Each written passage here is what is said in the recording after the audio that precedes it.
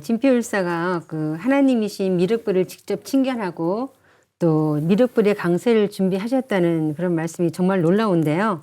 어떤 구도의 길을 이렇게 걸었기에 그 미륵불을 친견하고 강세를 예비하게 되신 건가요? 그래서 그런 기록들에서 이제 어린 시절 이야기가 좀 재밌게 나오는데, 일단 지금으로부터 한 1200년 전에 그 완산주 만경형이니까 지금의 김제시 만경읍에서 태어나셔가지고, 근데 이제 태어날 때부터 관상부터가 이제 부처상이라고 귀여움을 많이 받았다고 하고요. 그 다음에 천성적으로 총명했다. 뭐 그런 거는 그래 너무 이렇게 위대하신 분들의 어린 시절 비범하면 그럴 수 있는데, 그 대표적인 예가 3살 때 불경을 읽었다는 거죠. 이게 세상에 이런 일이 그러게요. 범상치 않은데, 근데 그랬던 신동이 어떻게 그러면 그 세속으로도 성공할 수 있는 사람이 불가의 귀의를 했을까? 근데 놀러 갔어요. 아이니까. 그래서 11살 때 사냥하러 이제 개구리를 딱 잡아가지고, 또 이렇게 버들나무까지에다가 하나씩 이렇게 꿰가지고, 이거를, 뭐 구워먹기도 하고 할 텐데, 그거를 꿰n 채로 그 개울가에 던져놓고 집에 간 거죠. 이제 저녁 먹으러 갔는데, 이듬해인 12살 됐던 해에 다시 그 개울가를 갔더니 그 개구리들이 꿰어진 채로 개굴개굴 계속 있는 겁니다. 그거는 굉장한 충격이었을 거예요. 그러면서 이 진표 어린 진표 율사가 뭘 깨닫냐면 근본 문제인 삶과 죽음의 문제, 그리고 자신이 저지른 어떤 장난이었지만 그 생명의 존귀함과 관련된 거에 대한 통찰을 하면서 괴롭다. 그러니까 어찌 보면 그 개구리 개굴개굴 하는 모습에서 그 고통 고해에 빠진 중생의 모습을 봤을 것도 같습니다. 그래서 출가의 뜻을 품고요. 12살의 나이로 부친의 허락을 받아가지고 전북 김제에 있는 금산사에 가서 숭제법사님에게서 이제 삼위계를 이제 받게 되죠. 그때 그 삼위계를 받을 때 숭제법사도 범상치 않은 분이셔가지고 나한테 잘 배워 이게 아니라 이분도 너는 이 계법을 가지고 미륵님 앞으로 가서 간절히 법을 구하고 참회해서 미륵님한테 직접 계법을 받아라. 우리가 미륵이 천주님인 걸 알고 있으니까 하나님한테 는 바로 과외를 받으라는 이야기를, 엄청난 이야기를 해버리니까 그걸 또 기꺼이 이제 접수를 해서 전국의 명산을 다니면서 구도의 길을 걷게 됩니다. 그 이야기는 뭐 앞으로 또 이어서 해보도록 하겠습니다. 네, 뭐 사람도 아니고 개구리의 고통을 느끼고 출가를 하셨다니까요. 그 생명을 사랑하는 마음이 정말 크셨던 것 같습니다. 그런데 구도의 과정에서는요, 그 좋은 스승을 만나는 게 무엇보다도 중요하지 않습니까? 진표 대성사의 그 스승이신 숭제법사는 어떤 분이신가요? 예, 진표율사의 스승, 출가할 때 그 스승이 이제 숭제법사라고 하죠. 뭐 어떤 기록에는 순제법사라고도 기록이 되어 있는데, 어쨌든 그 도를 닦는 데 있어서는 그 스승의 영향이 어떻게 보면 절대적이다라고 해도 과언이 아닙니다. 뭐 인도에도 구루 문화가 있어서 스승을 정말 하느님 같이과 뭐 동격으로 이렇게 모시는 그런 문화도 있는데, 진표 율사께서 이렇게 불교 역사에서 그런 어떤 정말 위대한 어떤 그런 역할을 하신 데에는 그 구도의 길을 이렇게 방향을 잡아준 그 스승, 숭제법사의 역할이 정말 지대했다라는 것을 우리는 그것을 이렇게 또 함께 들여다 봐야 된다 이거죠. 이 스승 숭제법사는 그 전에 당나라에 가서 유학을 했습니다. 아까 그 스승님은 유학파예요. 그렇죠? 그런 걸 보면 이때 통일신라에서도 뭐 수십 명의 그 참 뛰어난 그런 스님들이 당의 유학을 이렇게 많이 했었는데, 이 숭제법사도 그분들 중에 한 분이었습니다. 그래서 당나라에 가셔가지고 거기에서 이제 스승으로 모시고 공부를 이제 배운 분이 이제 선도라는 분이에요. 선도. 선도라는 분인데, 그분한테 거기 가서 인도에서 중국으로 넘어와서 꽃을 피우고 있던 그런 불교 문화의 그런 정수를 배우고, 오대산에 많은 그런 고성들이 함께 이렇게 도를 닦던 그런 불교의 성지였거든요, 그 당시에. 거기 들어가서 이 숭제법사도 도를 닦으면서 거기에서 그 문수보살의 그런 오계를 받았다, 이런 이야기가 나옵니다. 그래서 지혜의 화신인 문수보살에게서 도를 받아서 그렇게 했던 당대의 고승이었다 이거죠. 그분이 이제 금산사에 있었고 그때 어린 진표가 이렇게 온 거죠. 그러니까 거기에서 숭제법사가 자기가 평생 공부한 어떤 그것을 바탕으로 그 어린 제자에게 너는 미륵 부처님의 도를 받아라. 이런 이야기가 나오는 거죠. 그래서 숭제법사가 그 영향이 이제 그 진표 스님한테 그 방향을 잡아주었다. 그 말씀을 정리를 드리고 싶습니다. 네, 당나라 유학하면 그 원효 대사의 해골물 사건이나 의상 대사가 생각이 나는데요. 당나라에 유학할 정도라면 대단한 분이셨던 것 같습니다. 숭제법사가 당나라에서 배운 것은 무엇인가요? 예, 숭제법사가 이제 당나라에 유학을 가서 그 선도라는 분을 이제 스승님으로 삼아서 공부를 했죠. 근데 이 선도라는 분은 중국 정토종의 고승이었습니다. 정토종. 그러니까 정토종. 맑을 깨끗할 정자에 흑토자. 그러니까 맑은 땅. 그러니까 이상적인 세계. 이런 것을 이렇게 바라는 그 불교의 종파죠. 그래서 이 정토교는 이제 그 정토 깨끗한 그 이상적인 극락 세계가 뭐 동쪽에도 있고 서쪽에도 있고 그다음 위로는 도솔천에도 있고 이렇게 되는데 이 정토종은 서방 극락 세계 서쪽에 있는 그 정토 이 서쪽 정토 사상이거든요. 그리고 거기는 아미타불이라는 그런 부처님이 중생을 제도하기 위해서 이렇게 계시는 곳이다. 그래서 그 서방 정토를 가기 위한 그런 어떤 신앙을 하던 그런 게 바로 숭제법사의 스승님이 했던 그거죠. 그러니까 이 이제 진표율사의 그 스승님의 또 스승님 이렇게 올라가 보면은 뭐 하여튼 불교의 어떤 진면목들을 오늘 뭐 이렇게 다 들여다 보게 될 것 같아요. 근데 이제 이 정토종은 이제 수행의 방법을 어떻게 했냐면 칭명연불이라 그래요. 칭명연불. 연불을 하는데 어떻게 연불을 하냐면 칭명. 그러니까 부처님의 이름, 명호를 불을 칭자. 부름으로써 그것을 이제 연불을 함으로써 이렇게 닦아 나가는 거죠. 그러니까 서방 정토에 아미타불이 계시니까 그 아미타불의 명호를 자꾸 부르는 거죠. 그러니까 나무 아미타불. 우리가 뭐 잘 많이 들어봤죠. 나무 아미타불. 그러니까 나무 아미타불, 나무 아미타불, 나무 아미타불. 이렇게 아미타불을 이렇게 명호를 계속 반복해서 읽는 것. 이것이 연불이 되어서 그것이 공덕이 되어서 앞으로 내가 다음 생에는 서방 정토의 극락세계에 태어난다. 이게 이제 그 선도라는 그 숭제법사 스승님이 가르쳤던 그 주된 내용이었습니다. 그런데 숭제법사가 진표율사께 가르쳐 준 어떤 공부 방향의 하나가 이 정토종의 어떤 요런 게 하나가 있고요. 또 하나가 뭐 있냐면 숭제법사는 진표율사에게 이 미륵신앙에 대해서 그거를 이야기를 해줍니다. 이제 삼위계를 주면서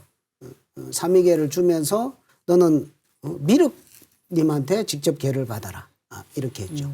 그러니까 이렇게 칭명연불하는 이런 세계와 그다음에 이 중생들을 다 살리는 어떤 대승불교의 입장에서 미륵신앙을 이렇게 전수를 해줬다. 그래서 이제 진표율사께서 변산 부사의방장에 가서 그 3년 동안 이렇게 수행을 할 때도 그때 미륵불상을 모시고 수행을 했거든요. 그래서 숭제법사 그 스승님이 주신 그 어떤 공부 방향에 딱 두 가지로 이렇게 우리가 뭔가 이렇게 윤곽이 드러나는 거죠. 미래에 오시는 미륵 부처님을 이제 다른 불보살도 많지만 미륵 부처님을 찾아야 된다. 그리고 칭명연불하는 이런 세계 정말 모든 중생들을 보편적으로 다 건질 수 있는 그런 어떤 구원의 법방 이런 두 가지 방향을 제시를 해줬다라고 우리가 볼 수가 있습니다. 진표 대성사의 스승이었던 숭재 법사는 당대 최고의 선승이라고 할 수 있을 것 같은데요. 그럼 진표 대성사도 칙명연부를 이렇게 했다고 볼 수 있겠군요.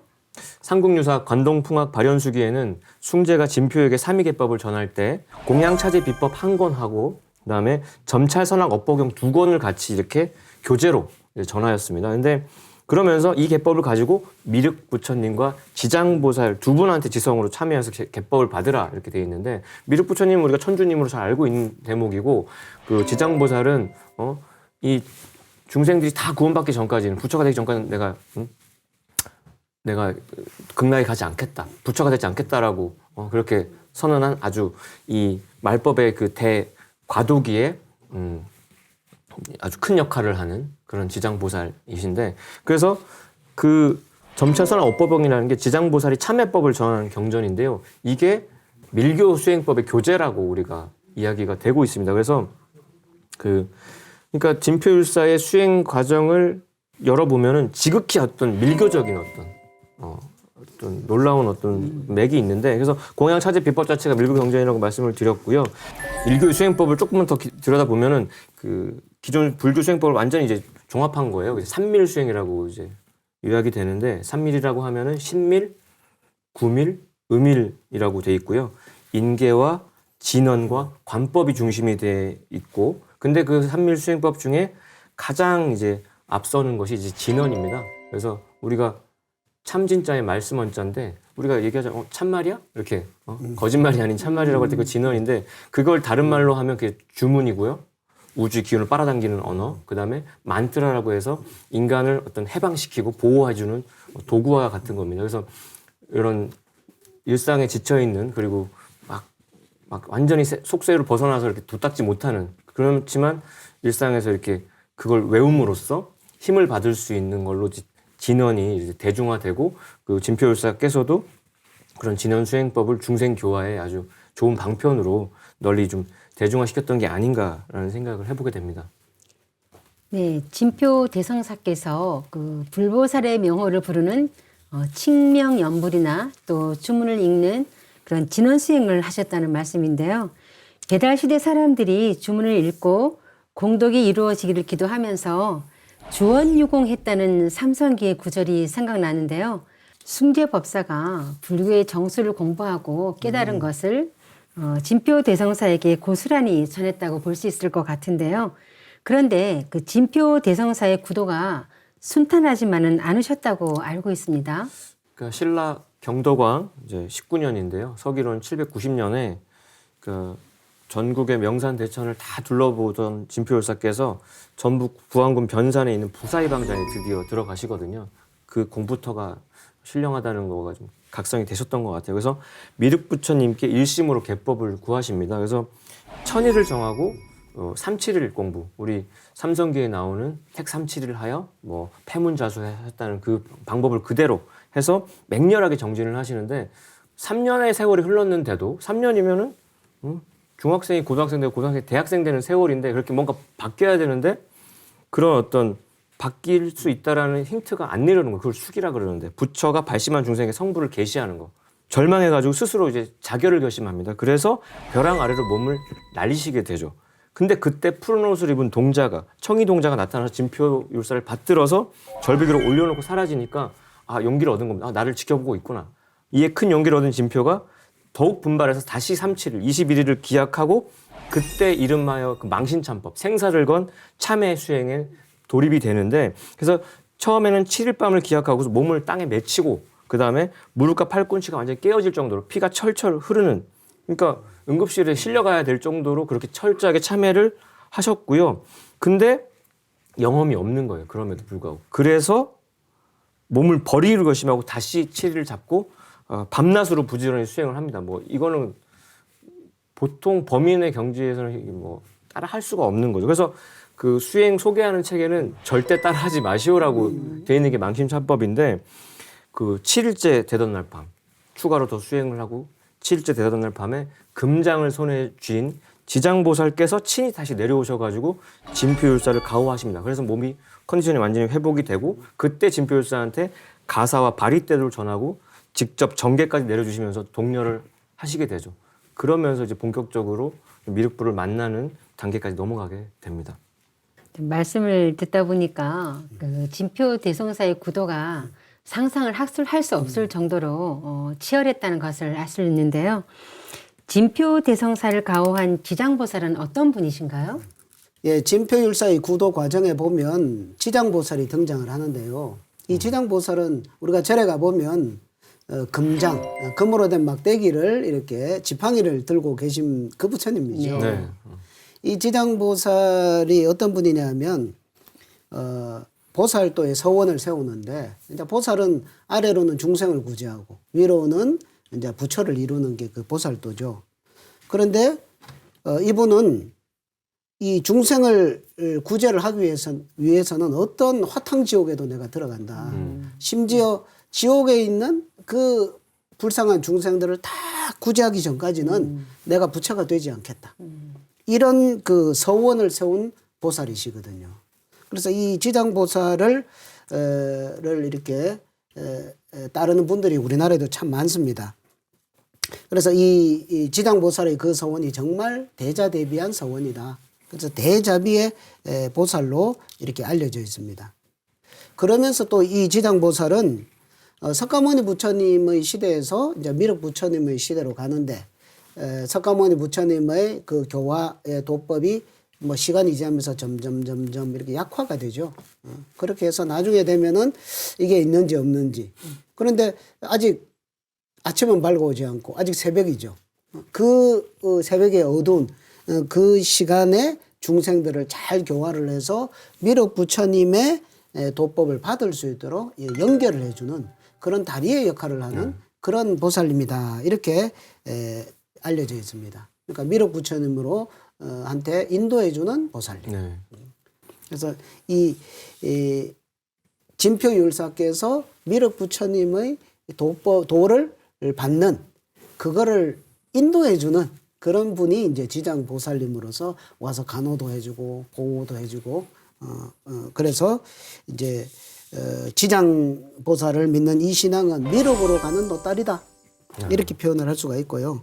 또 진표율사의 그런 궁극의 신앙 대상은 지장보살이 아니라 그 목적지는 미륵이었다 이렇게 말씀을 드릴 수 있겠습니다. 그래서 이 진표율사의 그 치열한 구도에도 지장보살이 그렇게 아주 큰 역할을 했는데 말씀하셨지만 진표율사가 지장보살을 만나려고 수행한 게 아니기 때문에 그거에 용기를 얻어서 다시 이제 백척간대 갱진일보라고 그래서 진짜 그 벼랑 끝에서 한 발 더 내딛는 그런 그런 아주 구도자의 참된 전봉을 보여주는데 원래 뜻이 미륵님한테 계를 받아야 되는 거였으니까 영산사로 옮겨가지고 처음과 같이 다시 이제 치열하게 참회 수행을 해요. 그래서 더 분발해서 참회를 멈추지 않고 기약했던 21일이 딱 20하루가 끝났을 때 호련히 이제 천안이 탁 열리게 됩니다.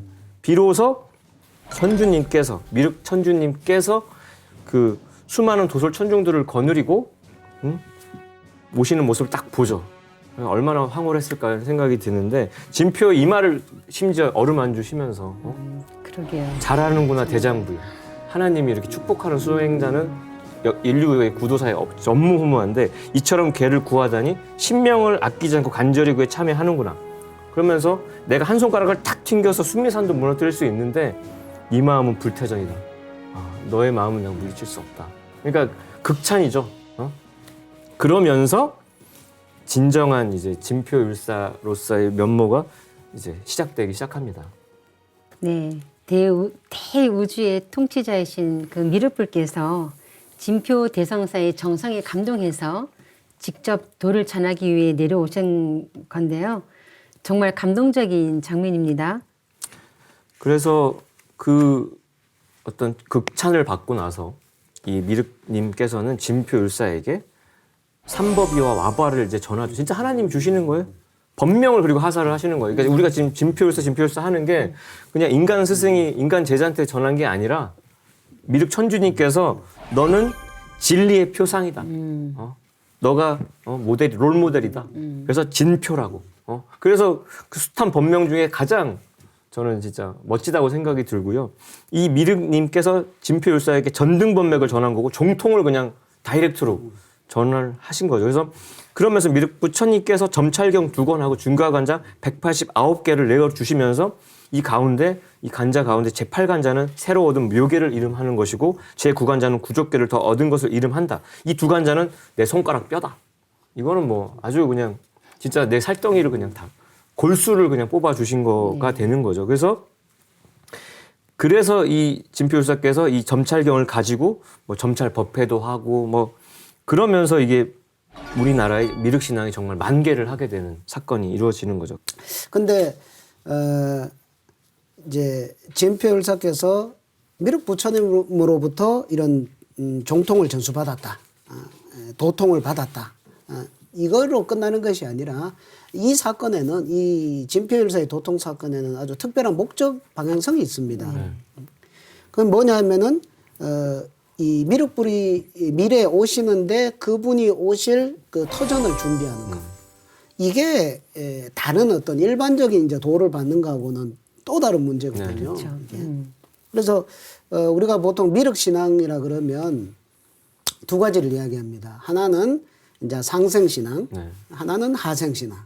그러니까 우리가 살면서 십선업을 닦아서 죄를 짓지 않고 착한 일을 많이 하면 그 공덕으로 이제 미륵 천주님이 계시는 도솔천에 태어나는 것. 정토 중에 정토인 도솔천에 태어나는 것.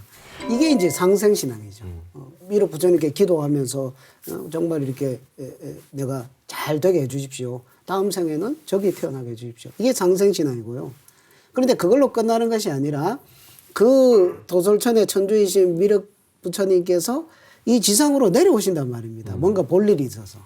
그 볼일이 뭐냐 하면 바로 앞으로 지상에 펼쳐질 이런 용화 낙원세계. 이것을 건설하기 위해서 미륵 천주님께서 이렇게 내려오신다는 거죠. 그러면 그때 그 미륵 부처님과 함께 내려와서 함께 하생을 해서 미륵 천주님과 함께 이 불국토 용화 세상을 건설하는 그 일원이 되는 것.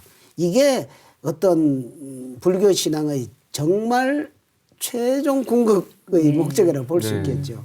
그것을 진표율사께서 앞으로 하생을 하실 때 바로 이 땅으로, 이 한반도 이 땅으로 내려오셔서 그 이상을 실현하시옵소서 하는 이거를 바탕을 깔아주셨다는 것이 이게 그 진표율사의 그 도통 사건의 또 다른 가장 중요한 의미라고 볼 수가 있습니다.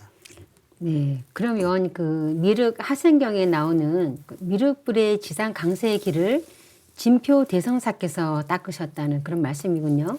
그래서 서원을 그래서 미륵님한테 두 가지를 요청을 해요. 첫째는 용화 세계를 여실 때 그 우리나라로 와달라고, 우리나라 꼭 와달라고 했고, 두 번째, 그럼 수천 년 후에, 내가 이번 생에 육신을 던지고 다음 환란, 앞으로 수천 년 뒤에 개벽의 환란을 목격을 하고 나서 그때 제가 큰 일꾼이 되고 싶다.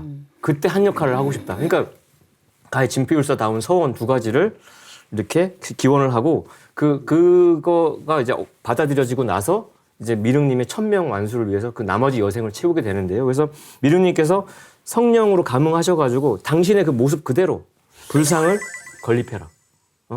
그래서 그 신교를 받아가지고 그거에 감복한 진표율사가 일곱두락되는 그 논, 사답이라 그러죠. 절에 있는 그 논을 갖다가 메우는 공사에 착수를 합니다.